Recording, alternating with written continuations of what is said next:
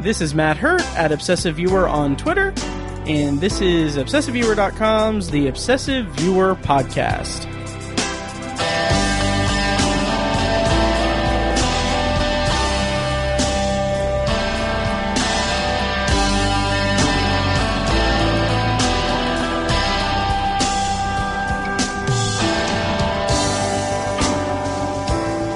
Hello, and welcome to The Obsessive Viewer. We're a movie and TV podcast that covers a specific topic, be it genre, trope, movie, or show, each episode. You can find more of our work at ObsessiveViewer.com, and you can also like us on Facebook and join the Facebook group at Facebook.com/TheObsessiveViewer, and you can support us on Patreon at the minimum rate of $1 per month for exclusive content recorded specifically for Patreon supporters. You can find that at Patreon.com/ObsessiveViewer.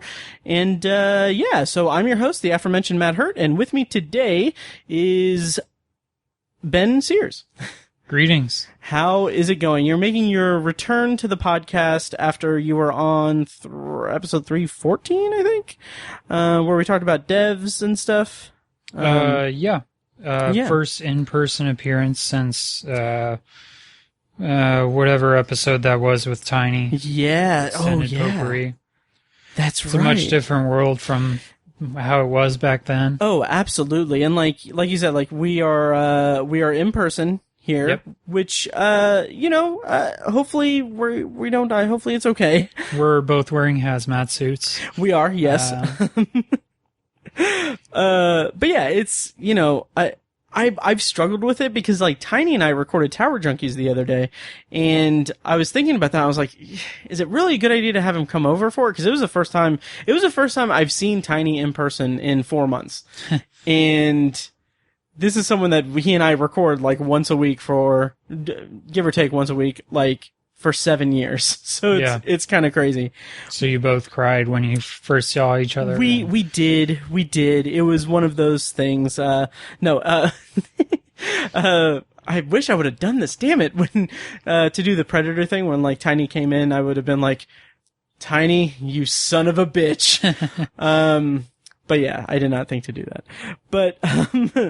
But yeah, because you were on episode 309 when you were in person. That was the one that had the big cliffhanger ending, or not cliffhanger ending, but more like everything's about to change on the podcast feed ending, where you revealed that Tom Hanks had COVID-19. Yep. Yes, and Rita Wilson. So yeah, and now they're both recovered and fine. I was gonna say dead, but that's a little dark. Not that we know of. Not that we know of, yeah. I don't know. They could be clones and stuff. I don't know. Did you watch the Saturday Night Live social distancing thing? No, I haven't. Okay. I didn't watch. I haven't seen any of the SNL episodes. Mm-hmm. I have not yet watched the Parks and Recreation episode.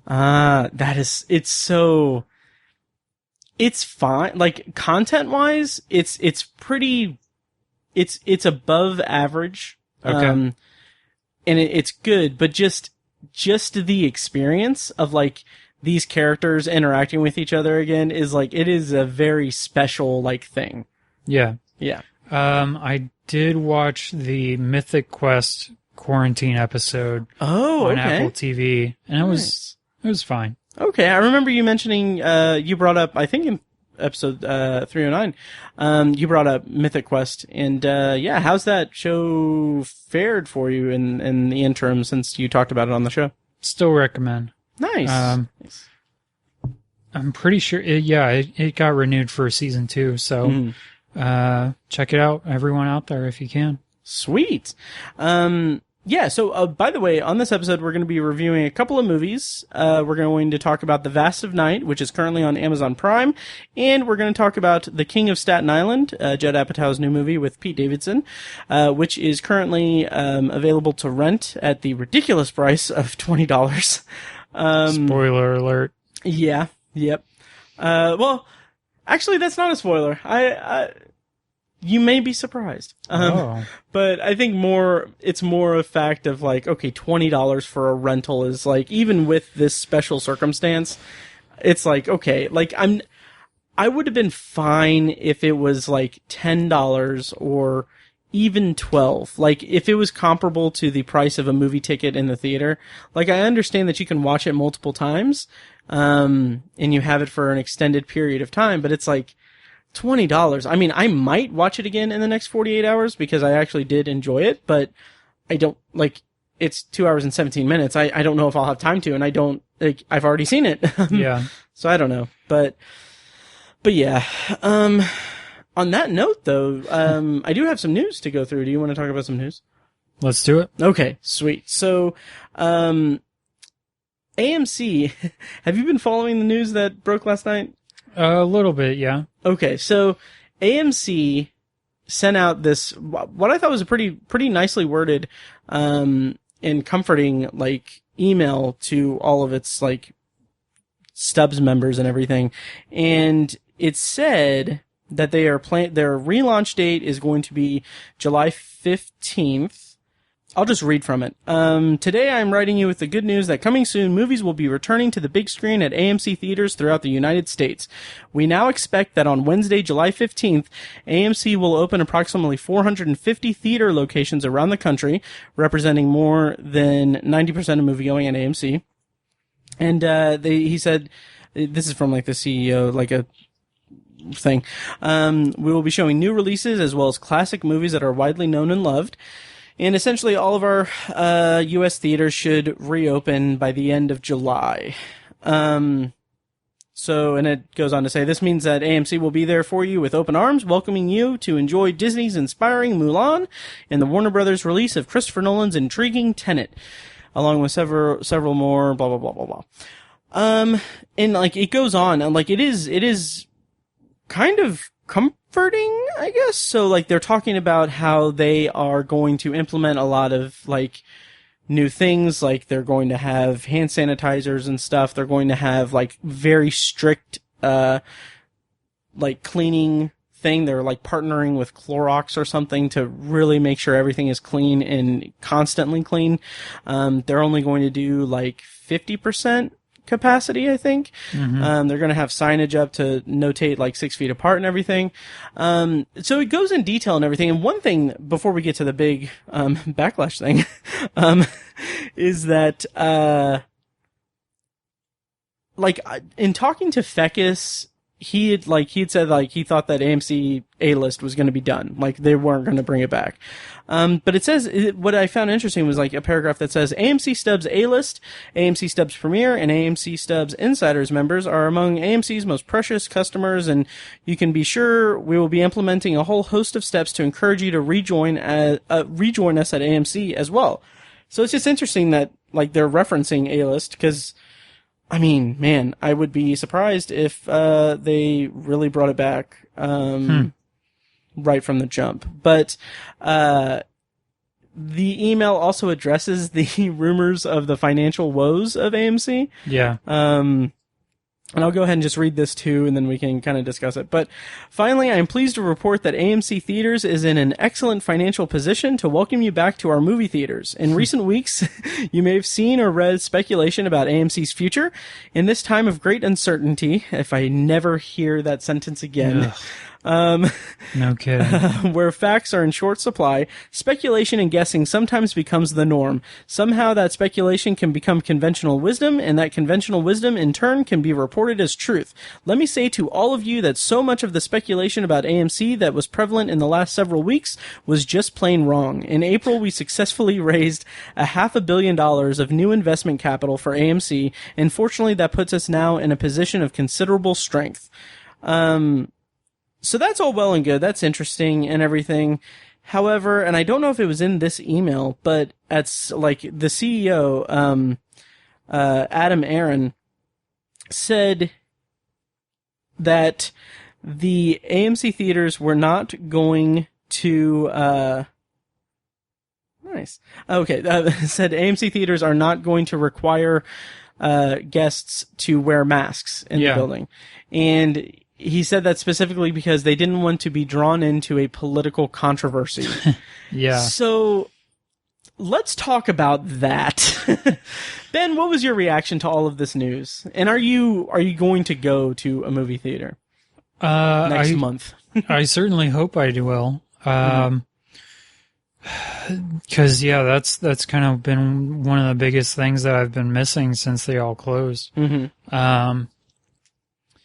But whether, the whole wearing masks thing is just dumb. It's not a political thing. Yeah. It's only political if you make it. Right. I don't know. Just wear a stupid mask. Yeah. I am so angry every time I see, because I don't understand why it's a thing, why it's an issue. Like, I don't understand why people can't just fucking wear a mask and be fucking done with it, because it's not, I've said this before on the podcast, it's not about you. It's not about, so I don't retread other stuff, that I've said. There was a tweet thread from Heather Ann Campbell, who is one of the executive producers and writers for the new Twilight Zone series. I'm just going to read this Twitter thread. She had, for context, she had cancer in 2019, I think. And she had surgery and everything. Like, she's cancer free from the sound of it now. So keep that in context. But obviously with that, she has appointments and stuff she has to go to. So her tweets, which are at Heather Campbell, is, so at my appointment with my doctor today, they told me that many cancer surgeries are being pushed back 3 to 4 months because of the number of general COVID cases. When you choose not to wear a mask, it's not just about whether you'll get sick. Maybe you'll get lucky and you'll be fine, or maybe your blood will turn as thick as syrup, your skin will tighten, and you'll get permanent heart, kidney, and lung damage as a 20-year-old. But either way, you're affecting others, and not just with COVID. It's about the ripple effects too. Cancer patients can't get treatment because you're spreading the virus. Surgeries are being postponed and people are suffering, and they're not being counted as corona deaths. Wear a fucking mask or you're committing manslaughter. That's it. That's how it is. Who gives a shit about your feelings? Who fucking cares if you don't like the way it makes you look or feel? Fuck that. Wear a mask and save lives, maybe even your own. So yeah. And I agree. It's not an issue. Anyway, what did you think? I agree as well. Yeah. I mean, you and I are both glasses wearers, and yes, wearing a mask with glasses on is annoying and obnoxious, but I can get through it. I mean, granted, I don't work at a place where I have to have it on for 8 hours at a time, or for a long period of time, but it's not the end of the world. Just wear a stupid mask. It's not the end of the world, but if you don't wear a mask, it might be. Yep. It's so aggravating. Just the entitled, sense of entitlement that people have, and this I don't give a fuck attitude is just really insane. And I say that having stopped the social distancing process of the podcast and having you here, but I don't know. So, well, to talk about AMC again, I'm trying really hard not to be cynical about this, but I find it a little annoying that the first major, or really any release or whatever after AMC is opening, is going to be a Disney movie. Yeah. Granted, I don't think there are going to be any records broken or anything. Right. But, I don't know. I'm sure I'm in the minority there. Yeah, I'm very curious what classic movies they're going to show, like they said. I'm very curious about that. And so, I'll also say that today, being the day after that release, they backtracked and they said, okay, after the backlash, yes, we will have everyone wear a mask. Everyone will be required to wear a mask, which makes me happy. And also, did you watch Nathan For You? Yeah, it's been a while. Okay. So I was trying to find it on YouTube, but unfortunately this particular clip wasn't on YouTube.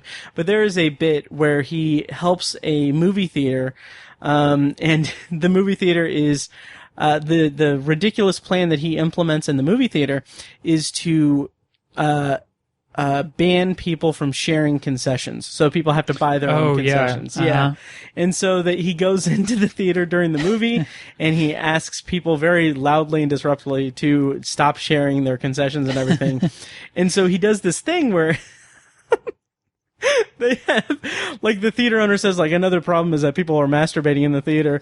And so they get, like, a corkboard with pictures of the people that are sharing concessions, and they have it labeled as concession sharers and theater masturbators.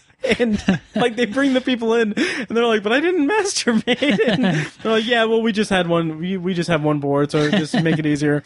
But my thing is, I would love it if the movie theaters did that for people that wouldn't wear masks and just had like theater masturbators and non-mask wearers. Yep. Yeah, so that has made me enjoy that. But yeah, I'm glad that they did the fucking common sense thing and are going to make people wear masks. Because I like in the concession line and everything, and in just the lobby and everything, I can, like, obviously people are in close quarters and stuff, but also just thinking like people in a movie theater in an enclosed space with air cycling through them and everything, like, just it's just a hotbed. Yeah. Yeah. Which that kind of reminds me. So I was going to ask you. The drive-in movie theater has kind of made a comeback recently. It has, and I haven't been. Yeah. Yeah, I should. I should, but I don't know. Have you been to any drive-ins? No, I haven't. Okay. But I was going to ask you if you have any drive-in movie theater memories or anything particular that you remember seeing at the drive-in? I do, but let me go ahead and okay. I'll go ahead. Let's do this. So one of my so I have 3 drive-in movie theater memories that I'll go through. I'll go in order, like I'll go in reverse order, so the most recent first. A couple of years ago, my friends in Dayton, Ohio, they came to visit and everything, and we got a group together and we went to see a double feature of A Quiet Place and Super Troopers 2. Weird double bill there, but that was a lot of fun. It was awesome. It was really cool at the Tibbs Drive-In here on the west side of Indy. And then back in 2013, I was seeing someone, and we went and saw a movie in the drive-in. We saw, what did we see? The Conjuring. Okay. And it was fine. Like, it was fine. I prefer the Tibbs Drive-In because this was out of another town. Mm-hmm. But then the farther back one is one of my earliest, like, movie memories. My dad took me and my siblings to see a double feature of both Bill and Ted movies at the drive-in. And I don't have much memory of it or anything, but I do remember it and everything. And as an aside, like, it's weird because, like, now, like, we're gearing up for Bill and Ted Face the Music being the 3rd movie and everything. I have no allegiance to that franchise. Yeah. I don't really care about it, and I haven't even, like, seen the trailer or anything, but, like, people are going crazy about it, and I'm just, like, I'm just so uninterested in it. So, where are you at with Bill and Ted? I also haven't seen the trailer. Okay. I know I've seen whatever the first one is, Awesome Adventure or Bogus Journey or something. Yeah. Whatever the first one is. Mm-hmm. I've seen that one. And then I've seen bits and pieces of the other one. Okay. Where they like fight the robot versions of themselves, I think. Yeah. I don't know. Yeah, I vaguely remember that. I just remember they used to be on Comedy Central all the time, and I would check them out there. But, cool. Yeah, I might see it. Okay. Yeah. I mean, if it's $20 on VOD, I'm not gonna really rent it. It's coming out in what, August? Sometime in August? Think so. So I don't know what else is coming out around then. It depends. Okay. So. How about your drive-in theater memories? I can really only remember 2, and I know I saw more than this as a kid, but I remember seeing The Lion King. Ooh, nice. As a kid, and then, like I said, I know that I went to more than that, but I just can't remember what it was. And it was at the, there used to be one in Claremont. That's where the Bill and Ted one was for me. Okay. Yeah. So I can't remember. For some reason, I want to say I might have seen Grease when it was like re-released in the 90s or something. I doubt it. Maybe it's just because I think there's like a drive-in movie theater scene in that movie. But that's the one that sticks out for me is The Lion King. And then I saw The Dark Knight in 2008. Nice. There's a drive-in in Mooresville. Okay. And I went to see it there. So sweet. I don't think I've ever gone to any like double features drive-in though. That for whatever reason I never did. Mm-hmm. But nice. I'm glad that they're making a comeback now. Mm-hmm. Oh yeah. So am I, and I should go check it out sometime. Yeah, hopefully it sticks around. Hopefully people still do it. Oh yeah, like I know the Tibbs Drive-In has been very successful. Like it's still very successful and everything. Like on like a Friday and Saturday night, like if you go down West Washington Street past Holt, yeah, like the line of cars that are like waiting to pull into the drive-in is like out like toward the light at Washington Holt. Nice. But, yeah. Yeah, so also another thing is that next Friday is June 26th. It happens to be my 34th birthday. And I have the day off and everything. And I saw that the downtown IMAX here in Indy is opening back up that day. And they're going to be showing, I don't know if it's all the same day or like they're like what they're going to have. Oh God, I can't remember the other ones, but the one that stood out was Blade Runner, the final cut. Oh. And I was like, oh, okay. Cause one of the things I like to do on my birthday, provided I have the day off from work, is I like to go see a movie. Like last year I didn't really do that, but I did see Godzilla King of the Monsters in, the night before my birthday. But yeah, and like I like to do that, and now, like, I've been thinking, like, oh crap, I can't do that now, because they don't exist anymore. But I saw that, and I was like, I could do it. I could do it. Yeah, but, for sure. Yes. But, they also, in their press release, said, masks are encouraged, but we're not going to require them of our guests. And I'm like, I don't know. I don't know. Right. So, yeah. So, I don't know. Blade Runner, the final cut, in an IMAX theater, severe respiratory illness. And or death. I don't know. Or transmitting it to someone you know and love. Exactly. Yep. So, it's a tough call. But I'll probably just stay home. But, yeah, so, I don't know. Okay. Yeah. Do you think that this is the start of things starting to turn back to normal? Because I know that there's obviously just the idea of like Anthony Fauci, probably mispronouncing his name, has said like we're still in the first wave. And obviously the government is fucking ridiculous. So it's I don't know. Do you see like things opening up and everything as being an idea that is good, or how's your anxiety right now? I've been seeing a lot of headlines about like possibilities of a second wave and things having to shut down again because we're we're just not at the level where we need to be. Right. I saw a graphic the other day that had like the timeline from like February or March to now of cases in different countries. I think it was like I saw that too. Italy and Spain and I think Germany and us. And Italy and Spain and Germany are all like, March and April and then completely down.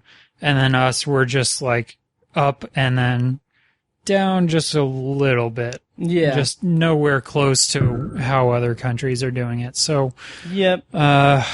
It's fucked up. It really is. The thing that gives me comfort, I guess, is that people are kind of catching on, and I see a lot. I work downtown, and so I go and walking around a lot downtown, and I see a lot of people wearing masks, and just about every business you go in has like tape marked off for social distancing, and some places are either requiring or strongly encouraging people to wear masks. So yeah, that's comforting a little bit. The city even has signs up on like the street corners, like street signs saying like social distancing and stuff. So that's I've cool. seen that. Yeah. Yeah. There was a really good Onion article that was city enters phase 4 of pretending coronavirus is over. I really liked that. Yep. Yeah. Yeah.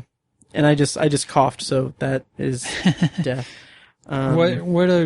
What gives me a little anxiety, and this is probably just unique to me, but I have a soon-to-be 5-year-old who's supposed to be starting kindergarten in the fall. Oh, yeah. And so, Lord only knows what that's going to be like. So, who knows? Wow. Have they said anything?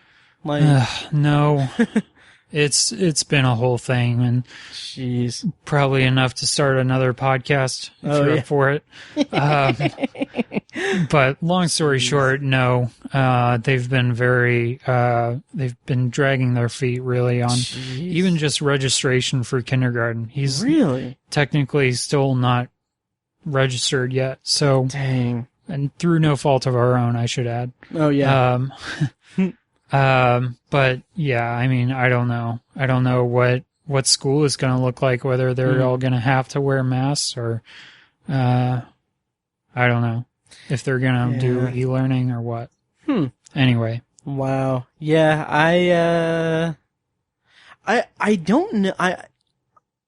I've said this before, and I'm just very interested in the content that's going to come out after like everything returns to normal, like the documentaries, because we have the internet and everything, so we have a pretty wide net of a viewpoint of what's going on, like in our communities and everything. But I'm just really interested to see like different sides that aren't being as heavily reported right now and how it's affecting them and everything. So yeah, for sure. Yeah. What I'm curious about is, since the theaters have been closed down, I haven't really asked you this already, but have you done a whole lot of like VOD rentals or? Really what I've been doing is the time that I would have normally spent in a movie theater, I go and park outside of one, and I just have like this candle, and I'm weeping uncontrollably, so I don't have a lot of time for VOD rentals. And you have vagrants that pass by, just act out different movies. Yes. I haven't really been doing much renting or anything.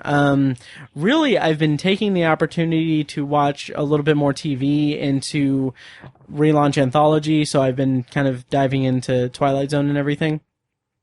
And yeah, because I have a thing with rentals, like digital rentals, where I have a tendency to rent a movie and then think, oh, I have 30 days to watch this.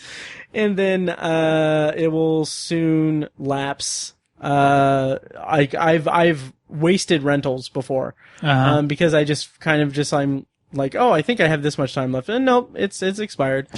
Yeah, but Like, I've rented The King of Staten Island. I haven't watched it yet, and I just now remembered that I rented it.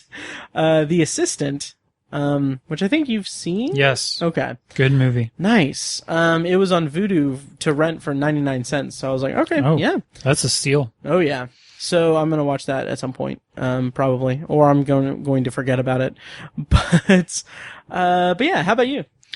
Yeah, I've rented a decent amount, I think. Not as many as I would have liked to, but I think one of the few positives of theaters being closed down is that, like, especially here in Indy, like, it's kind of independent movie wasteland. Yeah. Like, yeah, we've got the Keystone Theater, and we should have had the Can Theater. Right. But really, like, the Keystone Theater, like, if they might have, a movie or two a month that I would want to see that, isn't available elsewhere. Yeah. And, they might only be there for, 2 weeks or so. And there's a good probability that I would miss it and not be able to see it. So I think one of the positives is that those movies that I would have missed out on, I can just rent anytime and pay the same amount, if not less, than a movie ticket to go. Yeah. And it's been a great way to get access to smaller independent movies that I would not have had the chance to see otherwise. Yeah, like you, that one, that you wrote a review of, the Bloody Nose Empty Pockets. Yeah, Bloody Nose Empty Pockets. Had not heard about it at all. Also Deerskin. Yep. Yeah. Yeah, I don't think either of those movies would have played here in Indy. No. Yeah. So I would have had to probably wait until they came out on VOD or Redbox or something. What was I going to say? Something about that. I've also had a few screeners that I've gotten just from studios. So I wrote a review of 7500 or 7500, the new Joseph Gordon-Levitt. Okay. Joseph Gordon-Levitt movie. That's on ObsessiveViewer.com. And the movie is on Amazon Prime now. But that, and then I have a review for Irresistible that's going to come out on Monday. That is Jon Stewart's new movie. Yeah. Looking forward to that. Yeah, which that's hitting VOD next week. Yeah, on the 26th. Yep. So I've had that opportunity, but not much of that opportunity. But yeah, and really it's been about, aside from watching stuff for podcasts, it's been, trying to catch up on some streaming stuff. Like, I watched a few things on HBO Max, but that was mostly because I was planning on doing an HBO Max episode. Yeah. But I don't know if I'll get around to that or not, because I am, shameless plug, I am about to do my bonus review series on Anthology of The Twilight Zone, Season 2 on CBS All Access. And they made the great decision to launch the season on June 25th, so next Thursday, and they're launching the entire season all in one go, like Netflix does. So nice. Yeah, which is great, but also it's like, okay, I have 10 episodes. I need to review 10 episodes in a short time, because I don't want to do like 10 weeks of reviewing something that people have already watched 10 weeks ago. Right. So yeah, so that'll be fun. So that's taking up a lot of my time. But yeah, any other news or anything, or should we get to our reviews, actually? I don't think I have anything. Okay, cool. So we are going to be reviewing movies that I do not have up on my screen here. So which do you want to do first? We're going to do The King of Staten Island and The Vast of Night. Would you want to do Vast of Night first? Sure. Okay, sweet. So first up, we're going to review The Vast of Night, which is currently available on Amazon Prime. The Vast of Night is a movie. First-time director, or first-time feature director, and co-writer of it is Andrew Patterson, and other co-writer is Craig W. Sanger. The plot summary, courtesy of IMDb, is in the twilight of the 1950s, on one fateful night in New Mexico, young switchboard operator Faye and charismatic radio DJ Everett discover a strange audio frequency that could change their small town in the future forever. This movie stars Sierra McCormick as Faye Crocker and Jake Horowitz as Everett Sloan. So Ben, how did you... Let's do a non-spoiler review and then a spoiler review. How did you feel about The Vast of Night, and how has it sat with you? I really enjoyed it. I had seen and heard positive things for the most part, and I would say it lived up to my expectations. It's a solid little, very small scale, independent type sci-fi movie, and I was pretty happy with it. Nice. So, spoiler alert, I loved it. Yeah. It is so. I just mentioned Anthology, anthologypod.com.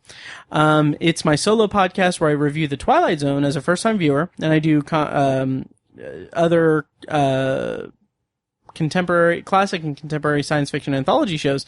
And I had heard The Vast of Night, I'd heard people say oh, this has a good Twilight Zone feel to it.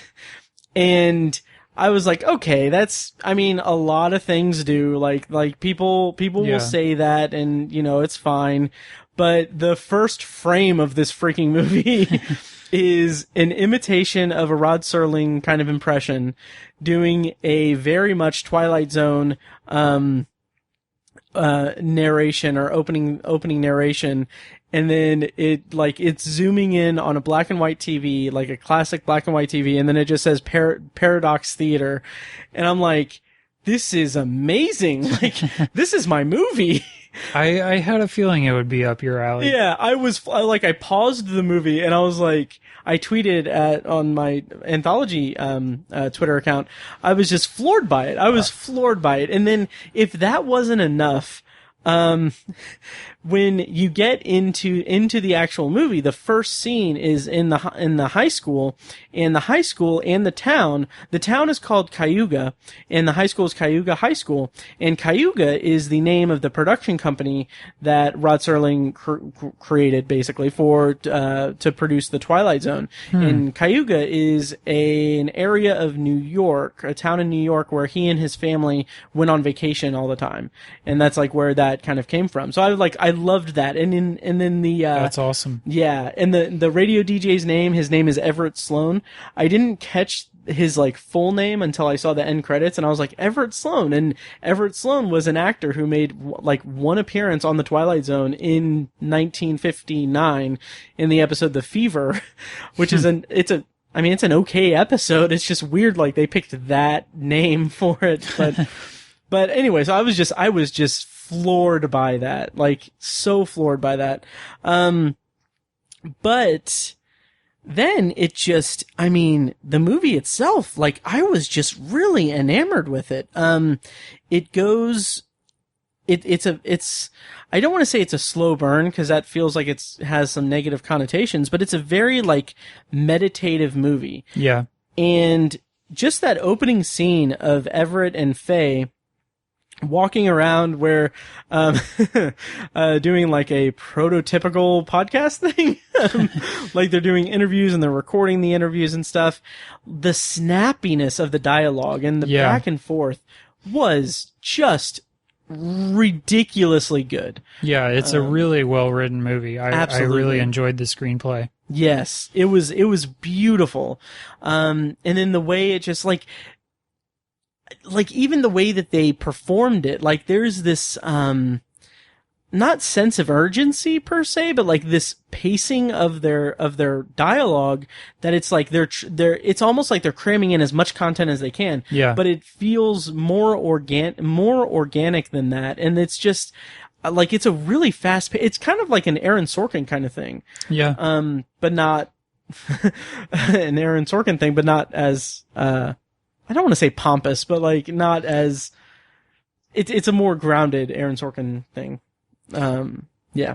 Yeah, and it's like the stuff that they're actually talking about isn't really all that consequential, right? Like in terms of the overall movie. Like if you miss a line or two, you're not gonna, be lost the rest of the movie. But it's just there's just so much else going on. Like Everett is like interacting with the people, and he's like. Doesn't he like steal one of the trombones or something? Something like that, yeah. And there's these people that are coming in for this basketball game. There's the basketball warm-ups going on, and just all kinds of stuff going on around them, where they're just kind of walking and talking. Yeah. And if I remember right, it's either all or mostly just in one long take, opening scene. Yeah, there are very long stretches in that opening scene in the high school. Like definitely a lot of that is in one take, and it's impressive. Yeah. Like I might jump ahead a little bit, but like the camera work in this movie was astounding. Like, oh yeah, it's mind-boggling. So good. Oh yeah, like there was that one tracking shot.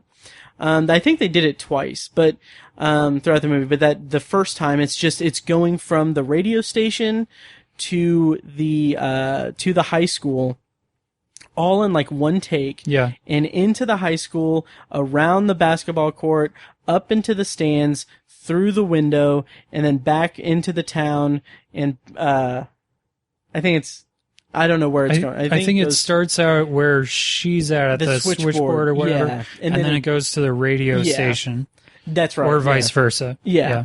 And I was just like I was just blown away by that. I paused and I was like, this is incredible. And like I ended up looking up and how they did it, because I was thinking like, is that a drone? But it's really close to the ground, and it's really fast, and I don't know how they did it. And I'll put a link in the show notes to this, but the cinematographer did an interview and said that it was a go-kart. They used a go-kart for it. And I don't know how they did it with the rest of it, with it when it got to it, but like, wow. It's really, really impressive. Yeah, definitely. And then I also want to point out, I'm looking at the trivia. I didn't put this together, but I think this is just delightful. The radio station call letters are WOTW, and it's an homage to War of the Worlds. Nice. Which I think is really satisfying. I see what they did there. Yep. So this movie, like, to be fair, not a lot really happens, but that's not a critique of it from me. It's more just an observation. The big, like, moments in it are mostly people talking. Yeah. And, like, people listening to people talking. Like, there are two big set pieces where it's just people talking to the main characters. How did you feel about the story and about the way that it handled those, what would have been exposition dumps, but are really informative to the plot? Yeah, I thought that they were really, really well executed. Yes. I mean, it mostly takes place either in the switchboard facility or the radio station. Yeah. And then there's one scene late where it's at like someone's house. But that's the majority of how it's done. And you really have to, I don't know, you don't necessarily have to pay close attention, I guess, but just, it's kind of hard not to, you know? Right. They just draw you in just with the way that it's done and the performances and just really subtle performances and really understated. There could have been a way where they just like go really big, the actors. But I'm glad that it's a little like quieter and a little more haunting, I guess. Yeah, it's very much atmosphere based, and it really develops that atmosphere in a really, really great way. And I was a little confused about it at first, but looking back, I definitely understand why they did it, and I'm appreciative of why they did it. But there's one scene, I think it's, I'm blanking on it now. I think it might be when Everett is like interviewing someone on the radio, and the screen just goes black for a solid like minute or two. Yeah. It's when the character of Billy is telling his story about like hearing the frequency and everything. Okay. I noticed that too. It kind of felt like a placeholder moment. Right. Like they were going to, like, the intention was to do a flashback, but I don't know. I think the finished product was it didn't detract from it for me. Yeah, I don't think I've ever seen that done before, where a screen just goes black just for seemingly no reason, but it really just helps you just focus on the dialogue. And I mean, you're not really missing out on anything. It's just him listening to this guy tell a story. And it's the direction overall is really great, and I'm really excited to see what was his name? Andrew Patterson? Andrew Patterson, I believe. I'm really excited to see what he does next. Me too. Hopefully he gets some buzz about this and gets some people, some bigger backing from this, and is able to put some more money into what he does. I really hope so too. And the way that the movie kind of has, like, the way it handles, like, its act breaks, or it breaks up the acts as, like, going back to, like, the TV and like fate, like zooming more into it and then transitioning into it. It was just that kind of technique. It's not needed, but it really enhances that feeling. Like, cause like I said, it's like, feels like a Twilight Zone type of thing. Yeah. And it's beautiful. And like, as much as I, like, in general, don't like this idea, or I don't like the idea of what I'm about to say, I would love for him to do more, like make another movie like this, but have that Paradox Theater thing be like this framing device for, like, a series of movies, kind of like the Cloverfield movies to an extent, but really good. Yeah, I mean, you could do just about anything with that kind of framing device. Oh, yeah. That was really good. Do you want to go into spoilers? Sure. Okay. So we're going to spoil The Vast of Night now. Go see it on Amazon Prime, and come back when you've listened to that. If you want to skip over to our The King of Staten Island review, check the show notes of this episode, which can be found at obsessiveviewer.com/OV318 for the timestamps to switch to our review of The King of Staten Island. So here's a clip from the trailer and for The Vast of Night, and then we're going to go into spoilers for The Vast of Night. This is WOTW Radio in Cayuga, New Mexico, and this is the news for the hour. Now, what would you like to tell us about yourself? I don't know. Well, aren't you like some big science girl? Tell me about science.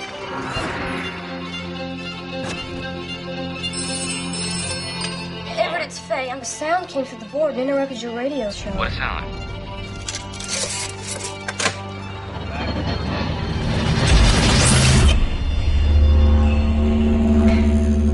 What's going on, Everett?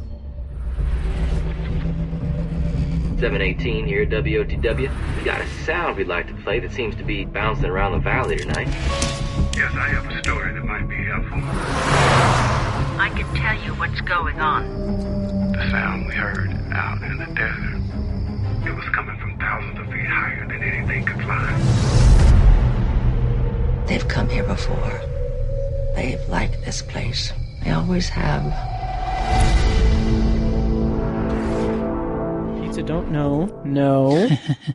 No. But I wanna. No. Okay. I'll just cater to your whims then. So what she's been doing is whenever I get up from my seat, she will immediately steal my seat. She will immediately sit down exactly where I was sitting and then look at me like I'm an asshole. Yep. And it's kind of ridiculous. And then I do this thing where I'm like, why are you so mean?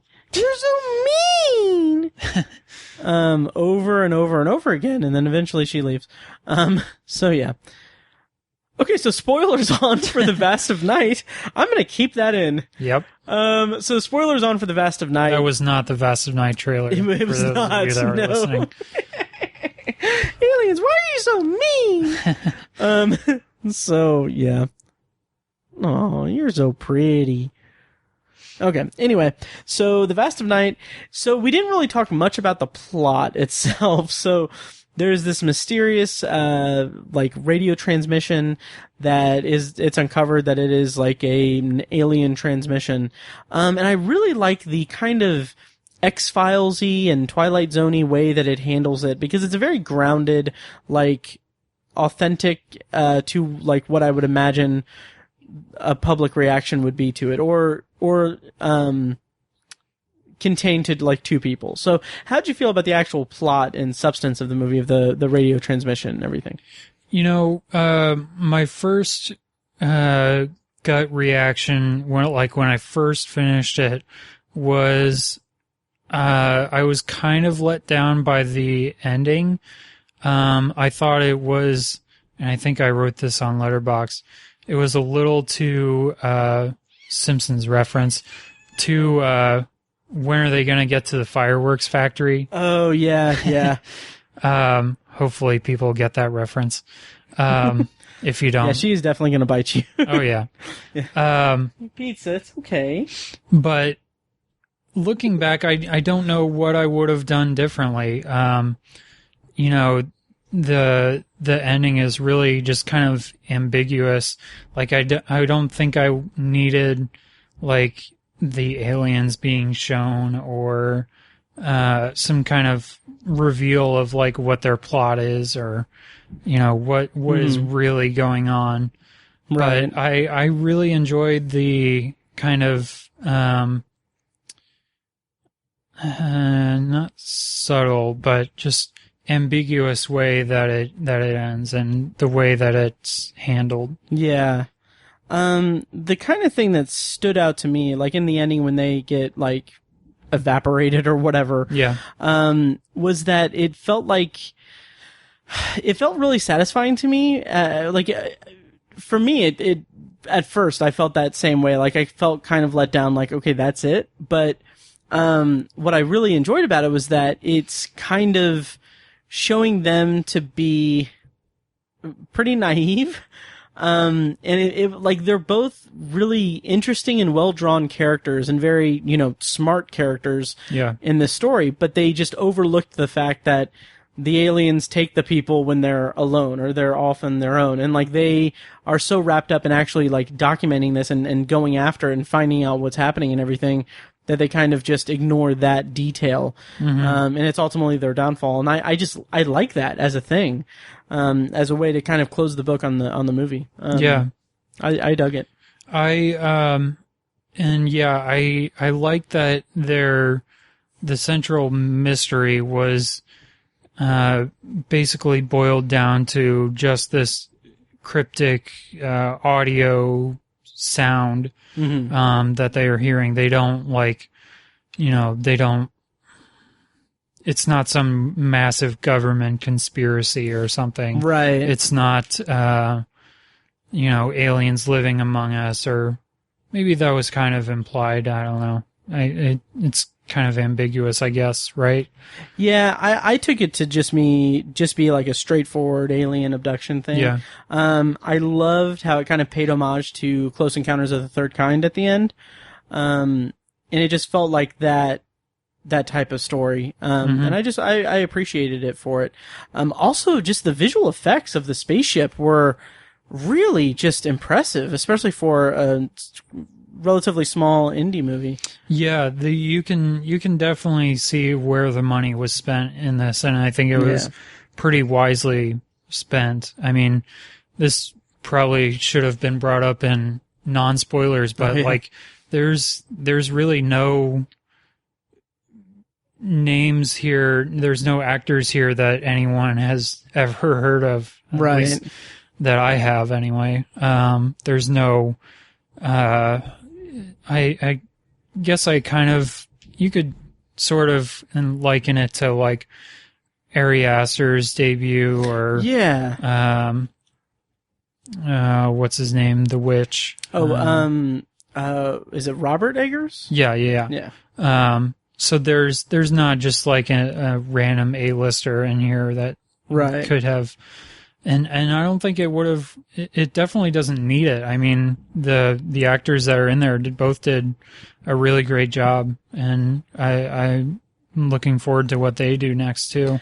I 100% agree. They were both just outstanding. Especially what's her name? Faye. She was She has that one long take scene where it's just all her and she's interacting with the switchboard and people are calling in. Yeah. She's got a really long take scene that was really impressive, just overall how she did it. Yeah, Sierra McCormick is the actress's name, and she did a fantastic job. Yeah. Yeah. So, but yeah, anyway, I'm glad that there aren't any like distracting big name actors in this that would, kind of take away from the overall, the feeling of it. Yeah. I agree. And I, like I said, and like we said, I really hope that, I'm really eager to see what he does next, what Andrew Patterson does next, because I mean, this was just a home run. Yeah. Such a home run. Like, yeah. I saw one review. I forget exactly where it was, but it said something along the lines of, speaking of drive-in movie theaters, this would be a good one to see at the drive-in. Yeah. But you can't do that because it's on Amazon. Right. Unless you like hijack a drive-in and play Amazon Prime from the projector. Or you park somewhere and just put your phone on the dashboard and watch it that way. Yeah. So what did you rate it on Letterboxd? So while you're pulling that up, I rated it 4 stars. And I'm probably going to rewatch it at some point relatively soon, I think. Just really, really, really solid debut. Very impressive debut. And I, had a thought, but I don't remember what it was. Yeah, so what was your rating on... Oh, that's what I was going to say. Sorry. I was going to write a review for the website, but I just never got around to it, so that's why Same here. Yeah. Yeah, I was also 4 stars. Nice. And yeah, I would also... I probably will watch it again before the end of the year. It's only 91 minutes. Yeah. So, oh, yeah. It's a pretty breezy 91 minutes, too. So, Totally. I would say right now it's a top 10. Yeah. Movie. Oh, it totally a top 10 for me, but also this year. Yeah. That's probably something we could do a whole episode on. Yeah, absolutely. Oh God. So that's our review of The Vast of Night. Go check it out on Amazon Prime. Really, really just impressive movie. And can't wait to see what Andrew Patterson and the rest of everyone involved in the movie do next, because it's a very impressive micro-budget sci-fi movie in the vein of The Twilight Zone. So, if you liked it, check out Anthology, my solo podcast about the Twilight Zone and science fiction television. So, are you ready to review our next movie in this episode, Ben? Let's do it. Okay, so... Let's get on the ferry. Yeah, let's do that. So, we're going to review The King of Staten Island next. Of course, we're going to do non-spoiler and spoiler review. Per IMDb, The King of Staten Island, plot summary is Scott has been a case of arrested development since his firefighter dad died. He spends his days smoking weed and dreaming of being a tattoo artist until events force him to grapple with his grief and take his first steps forward in life. This movie is directed by Judd Apatow and written by Judd Apatow, Pete Davidson, and Dave Cyrus, and stars Pete Davidson, Bill Burr, Marissa Tomei, and Maud Apatow, and Belle Powley. So Ben, how did you feel about The King of Staten Island? What were your expectations going in? And how do you feel about Judd Apatow as a filmmaker? My expectations were low to medium, I guess I would say.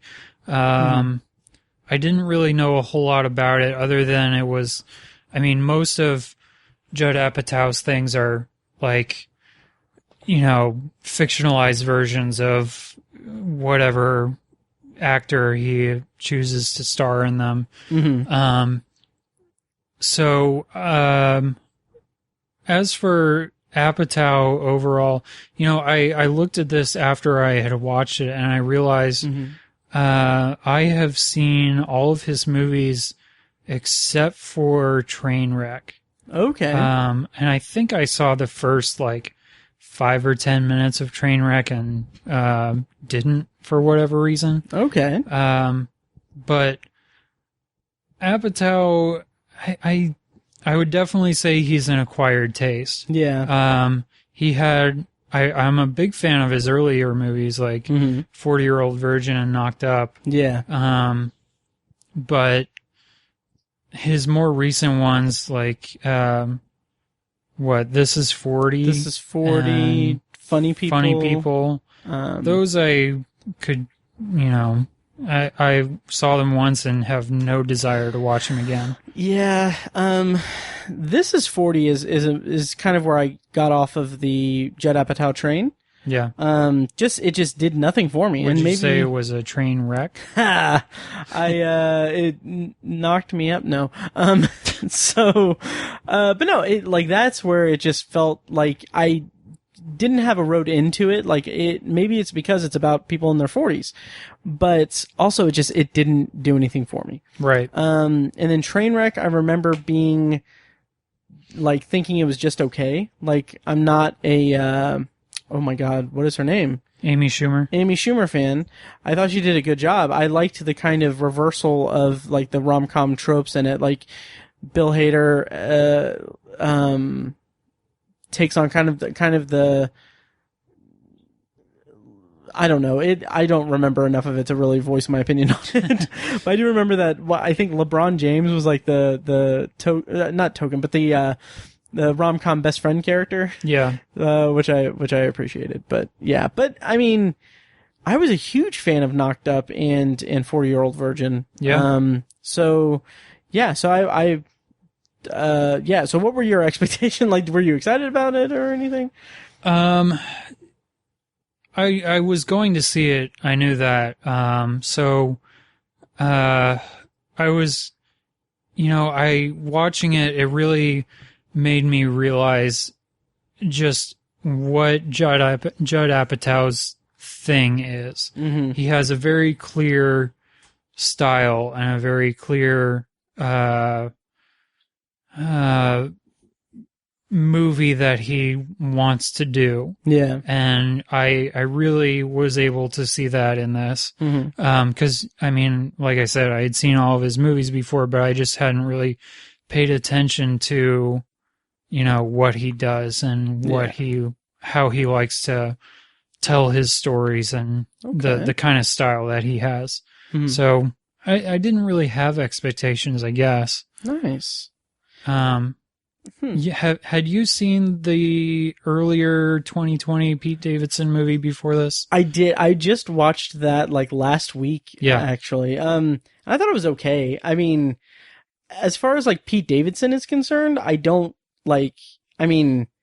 have a strong opinion about him. Mm-hmm. But every single thing that I've seen him in feels like it's just Pete Davidson. Right. There's no range, and that's the same with this movie, really. But Big Time Adolescence was definitely like a Pete Davidson as Pete Davidson movie. How did you feel about it? His character in that is pretty much the same as this one. No, absolutely. Really, the only difference is like maybe he's a little bit older in Big Time Adolescence. Right. Maybe, I don't know. But I liked him in Big Time Adolescence, but that was about it. The rest of the movie I could take or leave. Yeah. And I have seen him. It's been a long time since I've watched Saturday Night Live with any frequency. Right. But the few times that I remember seeing him on that, I liked him. I thought he was a different kind of voice and a different kind of vibe than what they normally go for. So, I like seeing him pop up in things. He's pretty solid in. He's a pretty surprisingly decent dramatic actor. But it's the Pete Davidson show, basically. Yeah. And I really liked, I'll go into, I really liked The King of Staten Island. Okay. I haven't logged it on Letterboxd yet, but I'm going to give it 4 stars. I was surprised how much I liked it because I might be 3.5 stars. We'll see. But, I was surprised how much I liked it because I was expecting, like you said, the Pete Davidson show. And I was expecting that going in. What I was hoping for, I wouldn't say that I wasn't expecting it, but what I was hoping I would get out of it was a more nuanced kind of personal story and personal exploration of his character and everything, which thankfully, since that's going to sound shitty, but thankfully, since it's a semi-autobiographical story, he was able to tap into that. And like you said, I thought he did a good job at the dramatic parts of the movie. Yeah. Some of the stuff with like his like general persona, like the Pete Davidson aspect of it was a little bit grating, but I thought that the bond between him and Bill Burr and the kind of rift that forms and like the kind of just general, timeline of the movie or the general arc that he goes throughout the movie was really pretty well handled and well done. Yeah. I think we're going to have to agree to disagree on this one. I gave it 3 stars and I think I considered going a little bit lower. Oh, interesting. I just, it's mostly him, and then Bill Burr is great. Marissa Tomei plays his mom, and she's great as well. Pretty much everyone surrounding him is great. But for me, it was just Pete Davidson for, an hour and 40-ish minutes, just being a dick. Yeah. And I know that's, Judd Apatow's thing of like a man-child kind of thing. That's really his MO. Yeah. But there was just too much of it. There wasn't enough of it for me to get behind liking him or caring about him for the inevitable turnaround where you're supposed to like him or like where he ends up.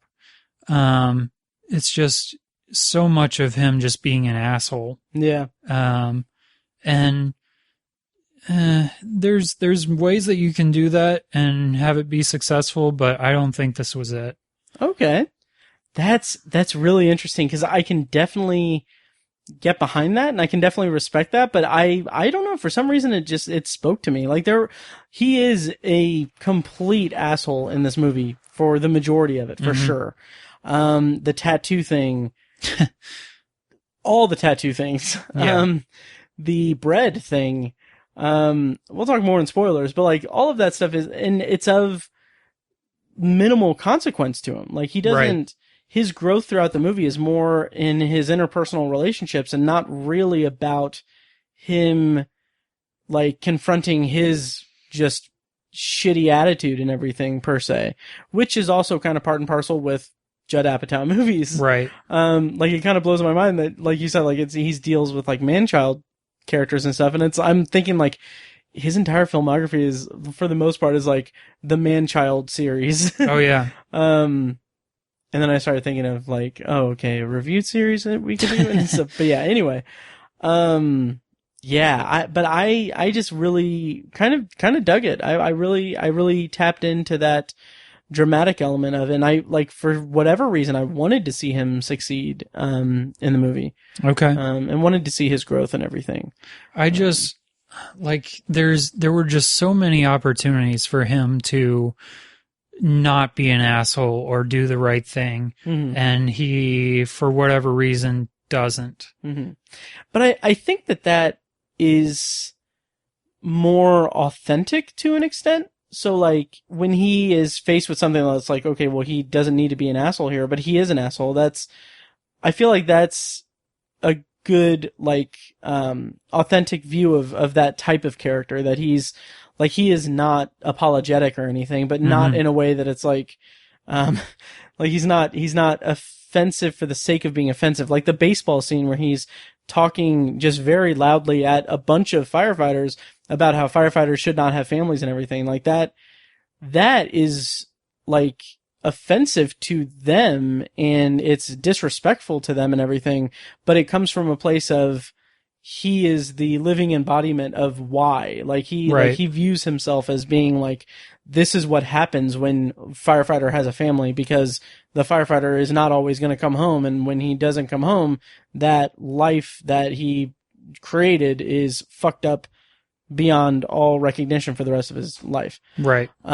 So, like, I do appreciate, I understand where you're coming from, I should say. So, yeah. Yeah, and I got that scene in terms of why he would say that or why he would act out that way. I totally understood where he was coming from. Mm-hmm. And I forget if this was in the plot description, but yeah, his dad passed away. He was a firefighter, and he passed away when he was, I think, 7. Yeah. And so he's always had this resentment towards his dad and firefighters, and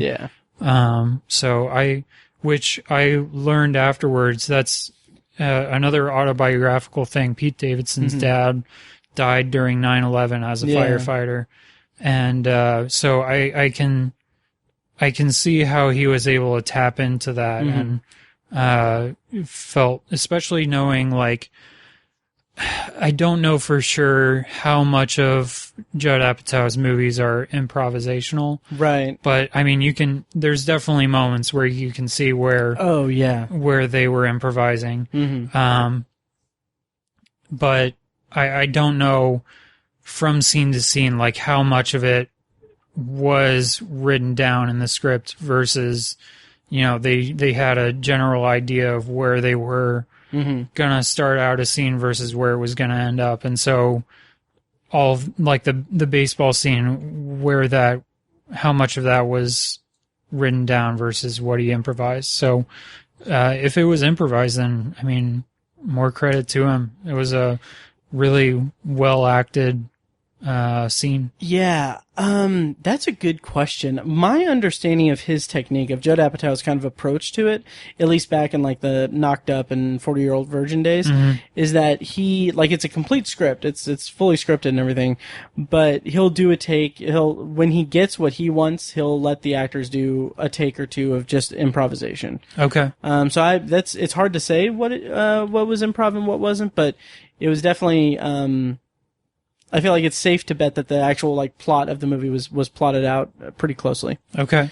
Yeah, and there's definitely a scene or two here where, like the 40-Year-Old Virgin scene where they're like, you know how I know you're gay? Oh, yeah. There's definitely a scene or two of that kind of improvisational, just riffing. Yeah.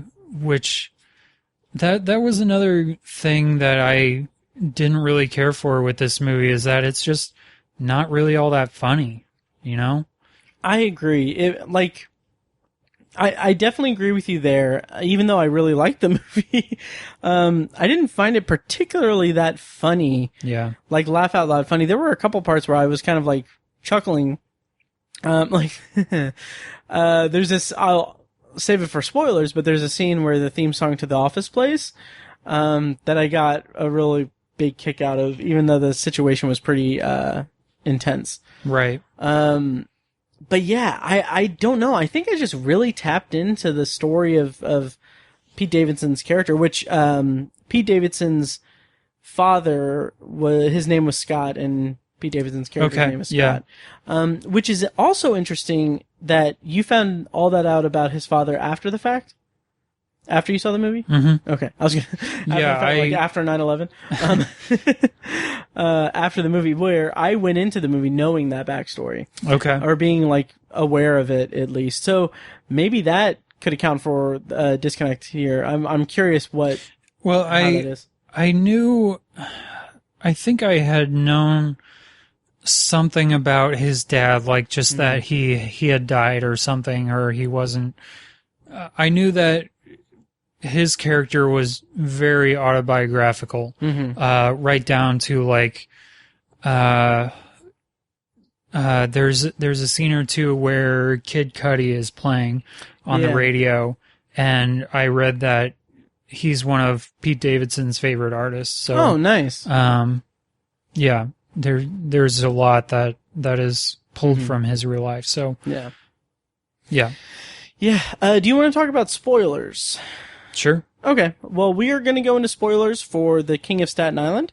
If you haven't seen it, just go ahead and turn off the podcast and come back when you watch it. So, here's a clip from the trailer. I like your tattoos. What are those numbers on your arm? Oh, that's the date my dad died. He was a fireman. Died in a fire 17 years ago. Oh my God, I'm so sorry. Don't be. It's fine. Knock, knock. Who's there? Not your dad.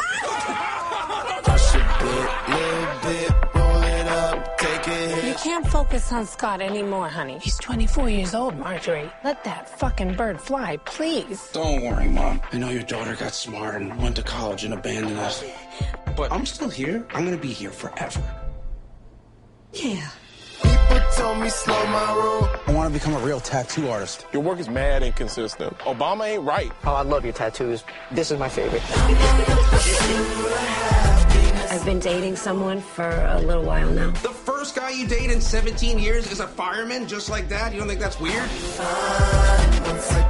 You're gonna have to pull your weight a little more around here. Maybe help Ray get his kids to school. Kelly, do you know him? He's a new friend. You okay? You know you could tell me. I'm okay. Oh, I trained her in the car. She's not going to break.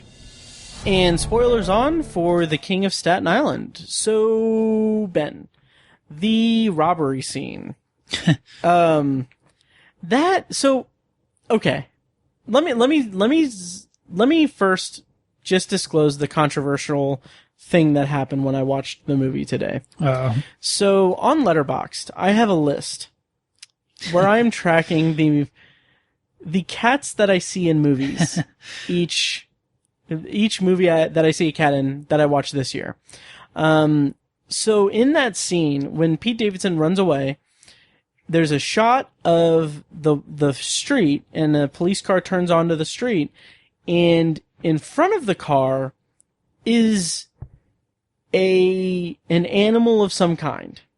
4 legs, looks like it's a cat, could possibly be a dog, and also could possibly be a possum. I went ahead and added it to what I've called, credit to Matt and Draco for naming this, but I've called the list the Letterboxd Litter Box 2020. So I posted on social media just to get ahead of the controversy. I know that this is probably maybe wrong. I could get canceled for this.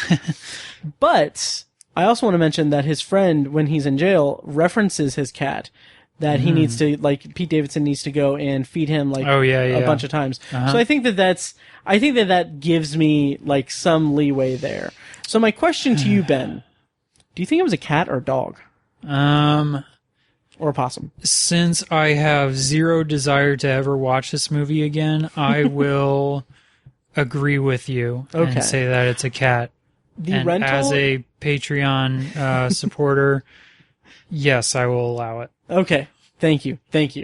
I was gonna say I still have like 36 hours left on my rental. I can go to it here on my Chromecast and we can dissect it.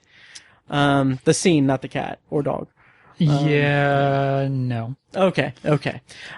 So anyway, the robbery scene, that was a weird shift in tone for me. Yeah. It got very like intense, and I did like the comedy of Pete Davidson calling them each time, and like everything. That's what the Office theme song plays. I thought it was funny.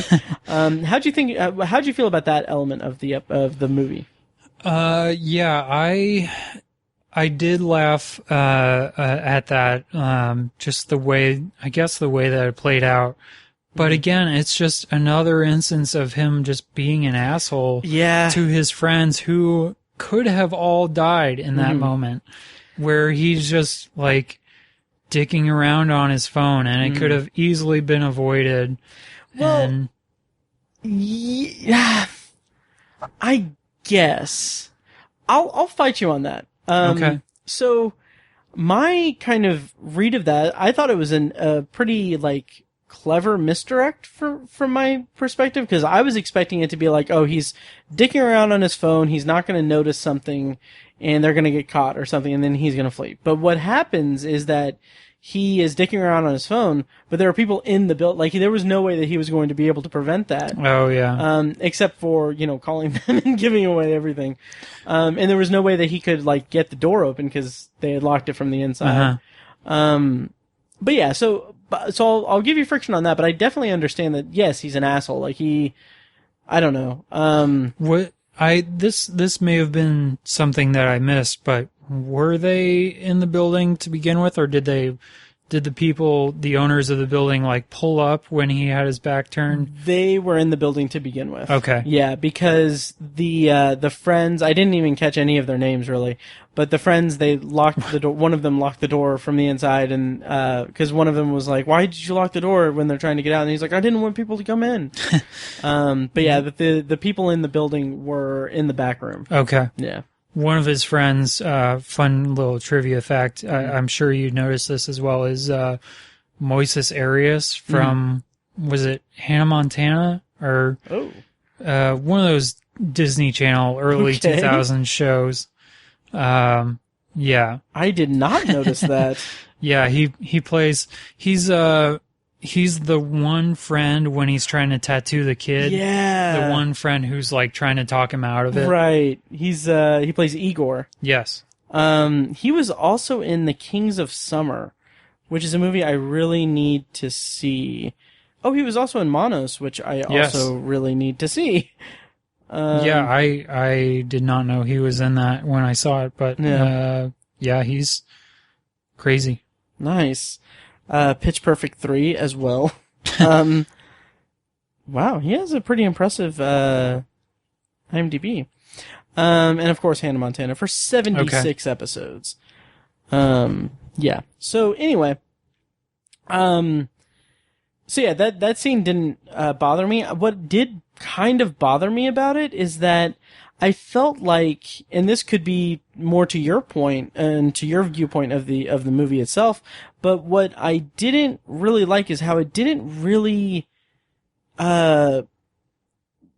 hit him in his life with any real severity. Yeah. Like that, and then just really, it kind of just seemed like he's just going along and he, like, turns his life around, but it's nothing really sticks out as something that happens to cause him to do that, like, except for a more gradual, like, getting out there with the firefighters and everything.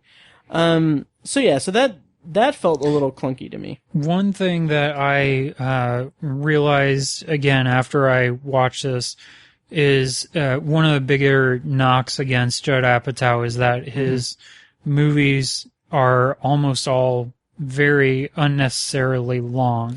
Yeah. And so I feel like that robbery scene could have been one that just didn't need to be in it at all. Yeah, it didn't have much payoff of really any kind. Like, I got really excited when his friend was like, you need to feed my cat and everything, because I thought, oh, we're going to get a scene with a cat.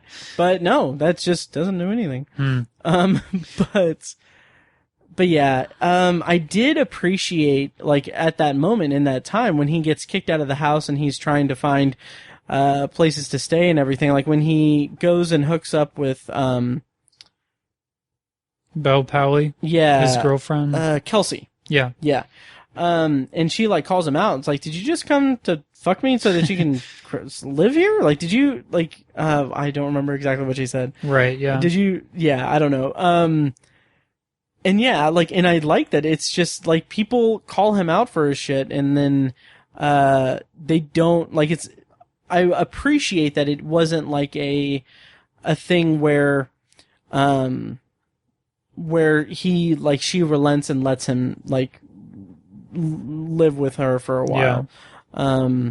So I do like the struggle of it and everything. I just felt like the payoff toward the end just didn't really pay off in a really meaningful way, which is also kind of okay with me. It's a very complicated reaction that I have with it. Yeah, so how'd you feel about other parts of the movie?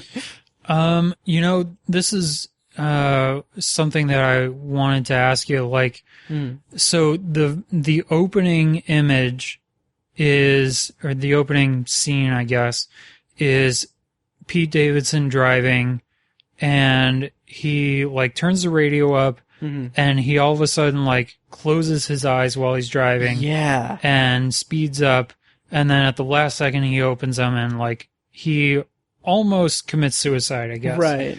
And so it's setting you up to think that this is a guy who is, like, borderline suicidal. Right. And yes, he admits very freely, like, he's got, I think he says, like, ADHD. Yeah. And he's got so many, like, mental issues, but it doesn't really touch on him being suicidal anymore the rest of the film. I agree. So it's kind of random how it starts that way. And it doesn't make much sense. I agree. And, like, that opening scene is really what kind of hooked me into the movie. Yeah. It's a really good introduction to the movie. And, like, he does talk about his mental issues and stuff. And, like, a lot of the other things in the movie, there's not much to pay off on it. Except that he kind of, grows into a more, decent human being by the end of the movie. But you're right. They don't really follow up on that all that much. I guess you could argue that immediately after that is when it kind of follows up on it. Cause, like, he immediately, like, puts on his seatbelt and everything. And that also feels like that belonged, like, later in the movie. Yeah. As kind of like the pivot point for him as a character. Yeah. But, yeah, I don't know. Huh. Yeah. I mean, yeah, like I said, he does talk about his mental struggles later on, but it's almost always in a joking, self-deprecating manner. Yeah. So you never really take him all that seriously. Right. And, I guess that for some people that is kind of a way that they deal with it, but there's no, it just feels disconnected from the rest of the movie. Yeah. Yeah, I'll agree with you there. I'm very curious how I'll feel, whenever I revisit the movie, because that is a pretty glaring, disconnect for the rest of the movie. Yeah. So by the end of the movie, okay. So what I liked about the movie and his growth as a character is that when he starts to bond with the firefighters and everything, I thought that it was going to lead to a moment where I thought it was going to lead to a few different things. I thought that one of the firefighters were going to die and that would like set him off and everything. I'm kind of glad that didn't happen, just because it would have been a little too dramatic. Yeah. And then the other thing I thought was that he was going to learn to like love this type of thing. Like this was going to be his thing. Like he was going to become a firefighter like his dad, and that was like what was missing from his life was this like thing and everything, which would have been hard to sell given the character. But then it's kind of left open-ended, so maybe that happens. But I did like the kind of the juxtaposition of him going and indicative of the growth of his character, but him going to the tattoo place and wanting to be an apprentice and everything, and like the guy being like, well, you're going to be our bitch and everything and do all this stuff. Yeah. And then he ends up doing that for the firehouse and everything. And I don't know. I liked that dichotomy, that growth of his character. I thought was pretty well done. Yeah.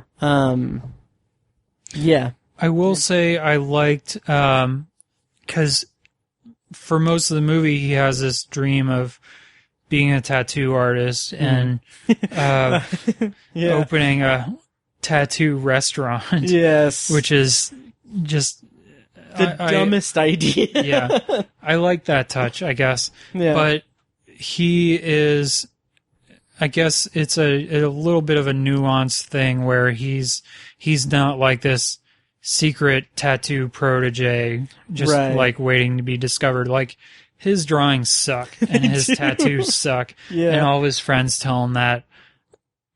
But and then like later on, like he does the superhero drawing for Bill Burr's kid. Yeah. And it's not bad. Right. So I thought that was kind of weird how it was a little bit of a sudden turnaround, how he, and then he does all those tattoos for Bill Burr. Yeah. And they're not terrible. Like they're not terrible as the ones that he has done on his friends. Right. But they're almost too good.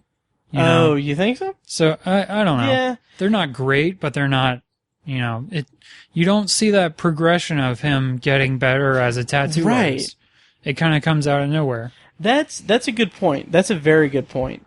And I agree with that. The thing about that I was disappointed in was that I thought that it was going to lead to a place where like the reveal of the tattoo was going to be like the ice flash thing. Mm-hmm. And it was going to be like, oh, this is, him as a hero and everything. But I did like the kind of family portrait aspect of the tattoo. Right. What I didn't like is that he just did the, like, everything that he said not to do. Yeah. And there's no, like, that's it. Like, there's no, like, we don't get a scene, I don't think, where Bill Burr, like, finds out or whatever, and there's not, like, that leads to nothing. And it's a comedic beat that doesn't really land for me. Yeah. So, yeah. It's also just another instance of him being a dick. Exactly. But by the end of the movie, he comes into his own, and he goes to, Kelsey. Side when she's going to take her test for the municipal whatever. Right. And I liked the note that it ended on. The fact that he's going to stay there while she takes the test and everything, and like even though it's going to be like 3.5 hours, he's still going to be like he's going to be around for her and everything. I thought that was a nice touch and a kind of a more low key like thing where it wasn't a big huge gesture or anything. It was just like this thing that shows how much he's grown. So he didn't have some cheesy monologue about exactly why he likes her. Or yeah. I like their chemistry. Him Me too. And the actress. Yeah, he didn't run up to her house and knock on the door when it's raining and say like I wanted to be a tattoo artist, but what I learned was that you're the needle in my tattoo gun or whatever. Yeah.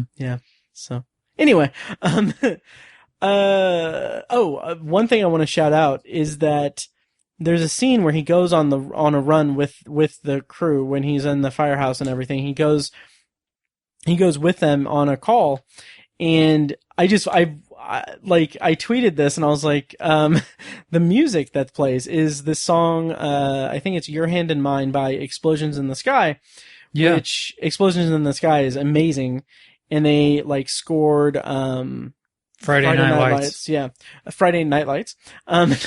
And I've been in love with their music ever since. And so I was just like, when I heard that song playing, I was like, okay, the King of Staten Island. Like, this is your way into my heart right now. Yeah, definitely a positive in their direction. Yeah, and that scene was really well done. Like like I said, I expected it to end in I expected that to end in like an injury or a death of one of the firefighters, but it was a good way to kind of show Pete Davidson's character, like the actual, like actually seeing the heroism of the firefighters in that context. So it was good.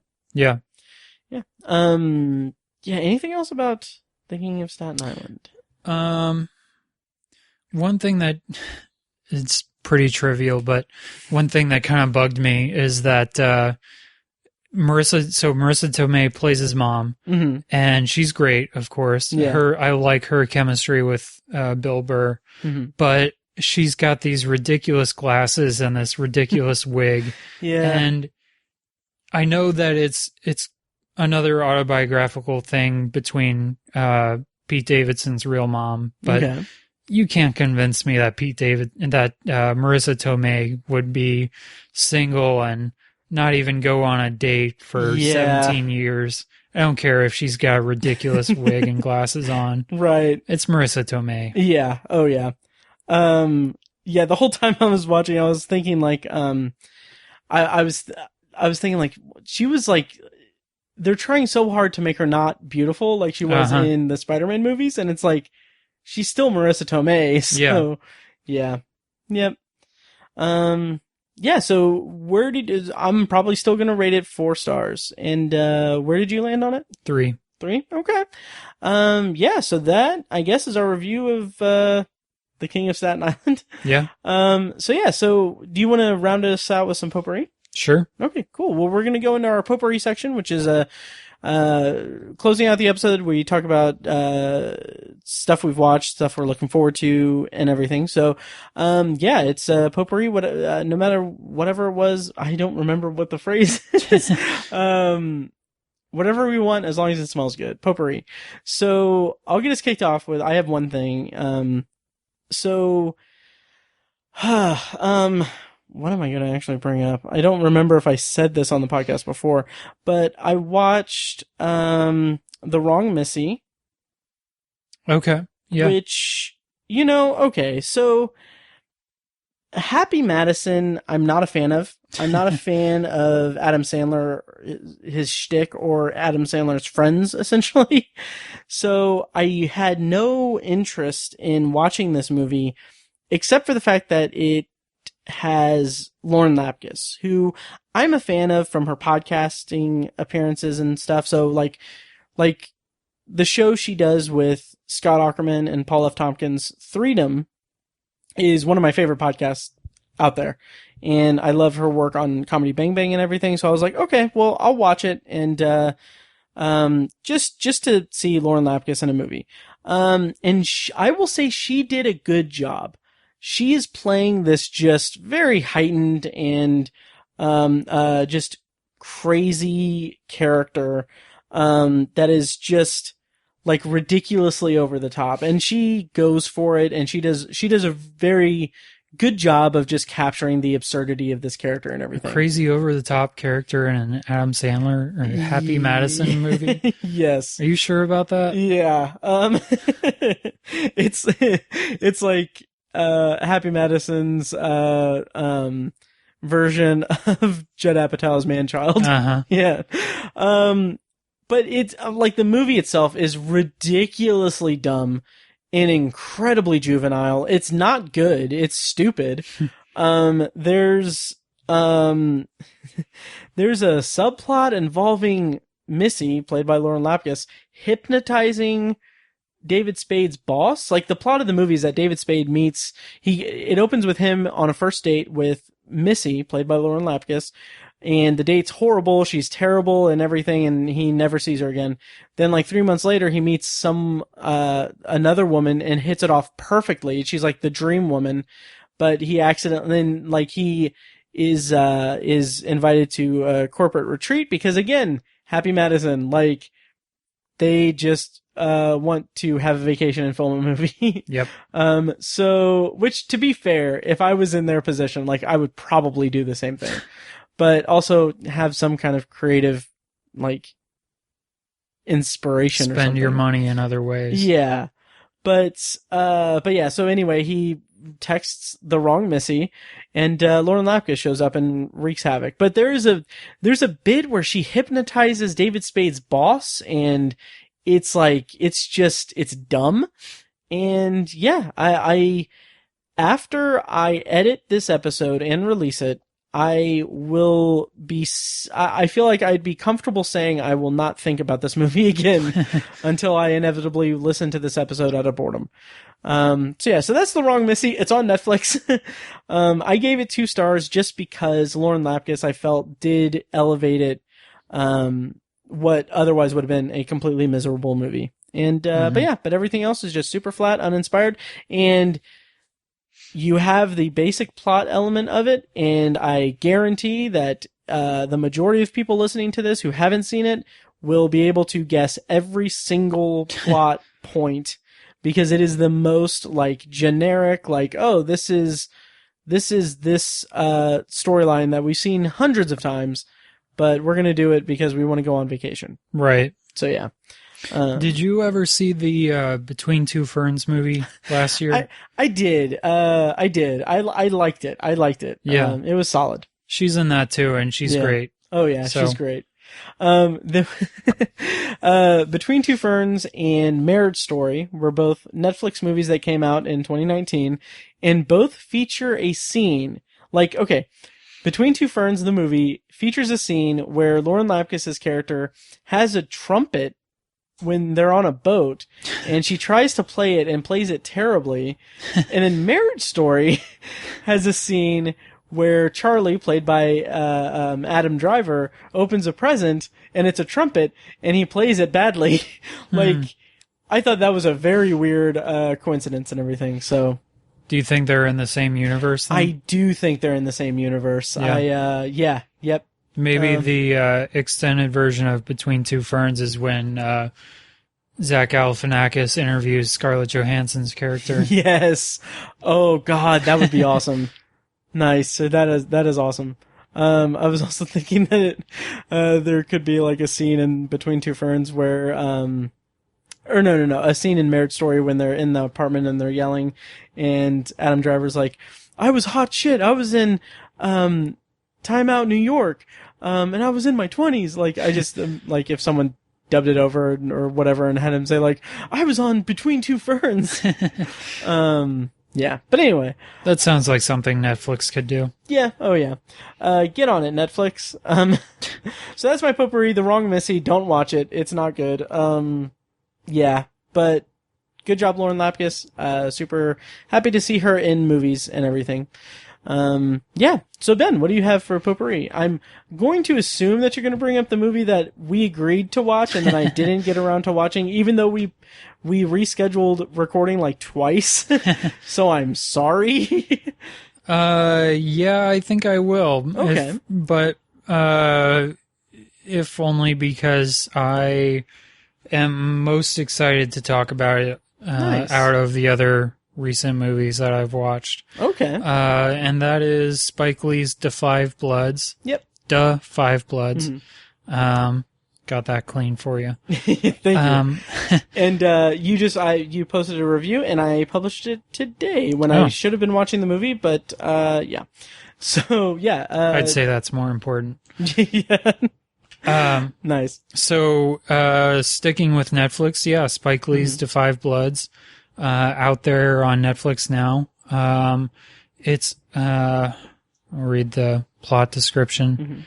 4 African-American Vietnam veterans return to Vietnam. They are in search of the remains of their fallen squad leader and the promise of buried treasure. These heroes battle forces of humanity and nature while confronted by the lasting ravages of the immorality of the Vietnam War.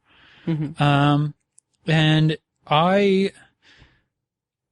I'd say I'm not really a neophyte on Spike Lee, but I've probably seen less than half of his movies. Mm-hmm. But the ones that I have seen, I really enjoy. He's a really, really solid, inventive, creative filmmaker who I need to watch more of his stuff.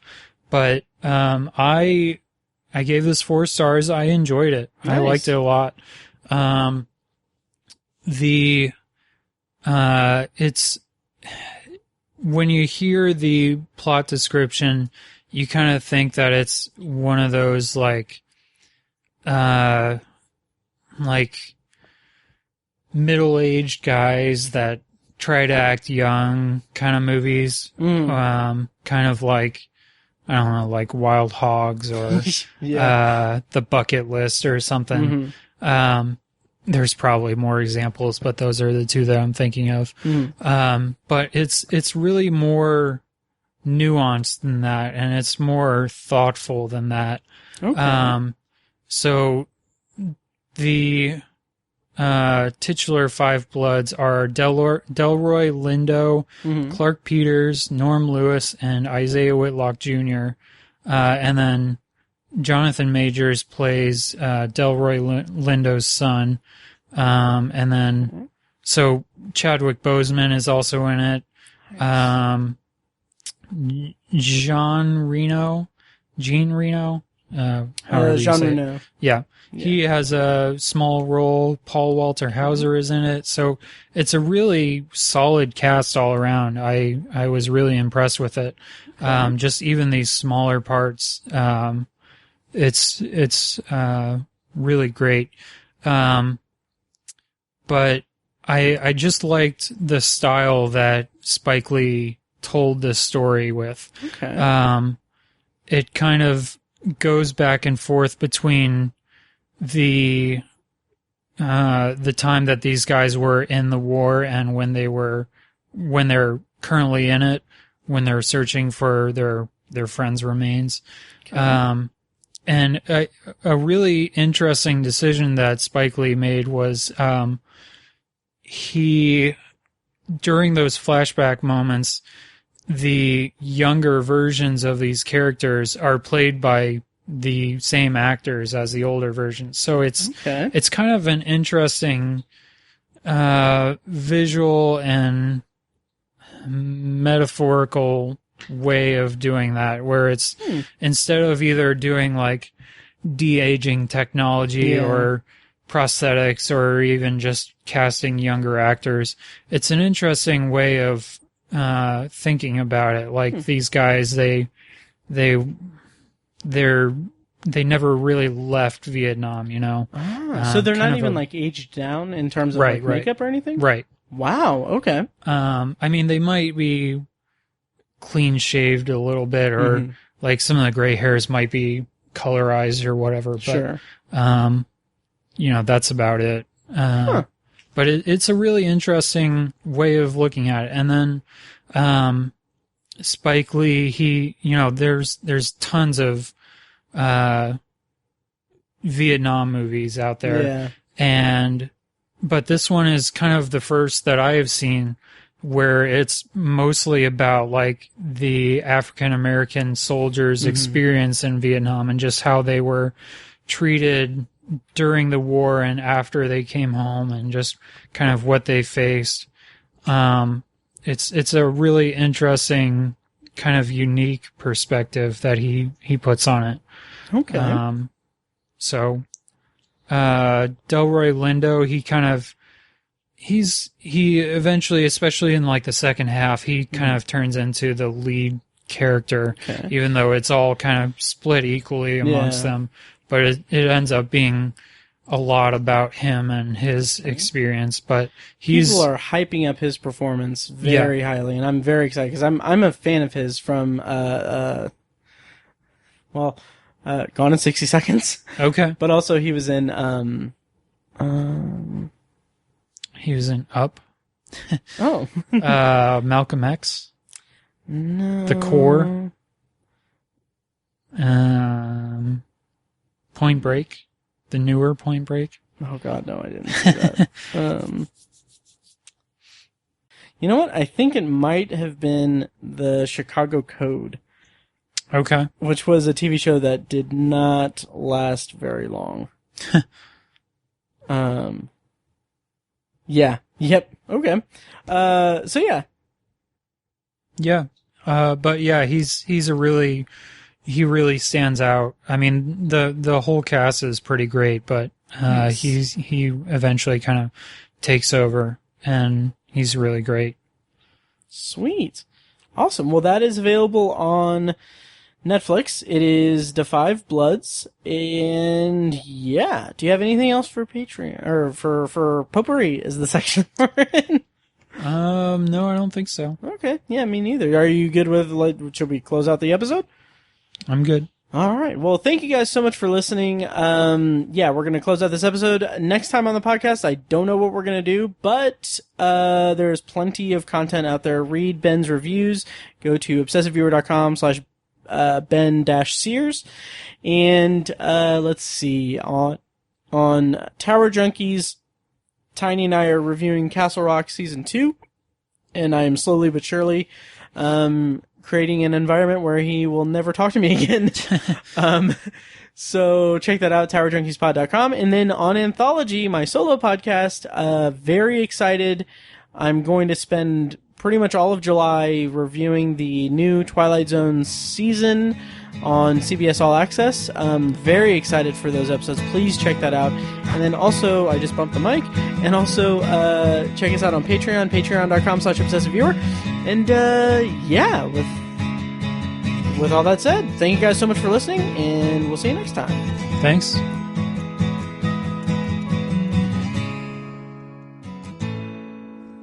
And now, here's a short clip from our Patreon exclusive RSS feed. To hear the full clip and more exclusive Patreon content, go to patreon.com/obsessiveviewer and become a patron at the minimum rate of $1 per month. Thank you and enjoy. Oh, and I was going to make the dumb joke like, okay, so in your meal and everything, so Ben wants a 3-way. I mean... I'm sorry. I've not had Skyline chili. Oh. Yeah, like ever. That's, we gotta fix that. I know. My thing is, I hate beans.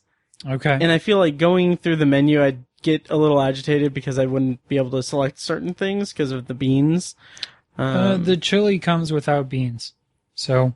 Oh, shit. A 3-way is just, spaghetti, chili, and cheese. Okay. Well, you heard it here first, guys. Matt Hurt is about to have a 3-way. Oh, yeah. I'll come with you. The Obsessive Viewer podcast is edited and produced by Matt Hurt and presented by ObsessiveViewer.com. For a full archive of our episodes, go to ObsessiveViewer.com/OV archive. You can also like our Facebook page and join the OV Facebook group at Facebook.com/TheObsessiveViewer. And follow us on Twitter at ObsessiveViewer and at ObsessiveTiny. And follow our recurring co-hosts at I Am Mike White, that's me, at R.A. Feckus, and at Burger_Lurker. If you enjoy the show, please take a couple minutes to leave us a rating and a quick review on Apple Podcasts. This is the easiest way to support what we do, and all it costs is a little bit of your time. If you'd like to donate to the podcast, you can make a PayPal donation at obsessiveviewer.com/donate. Or support us on Patreon for recurring donations and access to commentary tracks and B-roll audio recorded exclusively for patrons at patreon.com/obsessiveviewer. Every donation goes toward paying the fees to keep the podcast running and is greatly appreciated. For official Obsessive Viewer merch, including shirts, mugs, phone cases, and more, visit our TeePublic store. You can find a link to the store in the show notes of this episode and at obsessiveviewer.com/donate. Or you can simply search for Obsessive Viewer at teepublic.com, T-E-E, public.com. For information about our annual live event showcasing short horror films from local filmmakers, check out shocktoberInIrvington.com. And for an archive of all our events, as well as news about potential future events, head over to obsessiveviewer.com/live. For more podcast content, you can find Anthology, Matt's solo podcast covering The Twilight Zone and other classic and contemporary science fiction anthology TV shows at anthologypod.com and on Twitter at OV318. You can also find Tower Junkies, a podcast where Matt and Tiny share their love of all things Stephen King and his magnum opus, the Dark Tower series, at towerjunkiespod.com and at towerjunkiespod on Twitter. And finally, check out The Secular Perspective, Tiny's side project podcast, which tackles current events and life's big questions from the perspective of secular hosts Chad and Amanda at thesecularperspective.com. The theme music for The Obsessive Viewer comes courtesy of the band Loudlike from their EP Mistakes We Must Make.